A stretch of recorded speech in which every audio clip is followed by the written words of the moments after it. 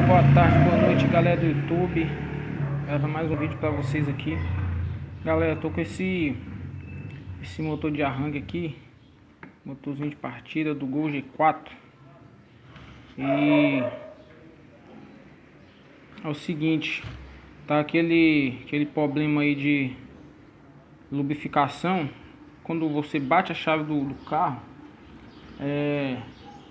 e no finalzinho dá aquela arranhada, aquele barulhão, que fica rateando. Então, galera, o que acontece? Aqui, galera, é só uma lubrificação, entendeu? Isso aí acontece por falta de lubrificação. Aí você vem, desmonta aqui desmonta aqui o motor e lubrifica aqui a parte, essa na frente aqui da parte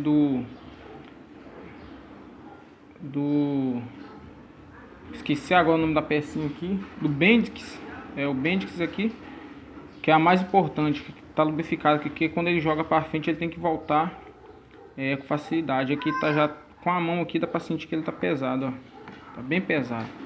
Beleza, galera? Aí você tá com o seu carro aí, você tá dando partida nele no finalzinho, ele tá rateando. Só daquela se você não tiver aí não saber, né, galera, abrir aí o arranque, né, porque tem que desmontar tudo, montar de novo. Procura aí um eletricista aí de confiança aí, beleza? Só daquela manutenção, dá uma geral, cachorro de bola. Valeu, galera.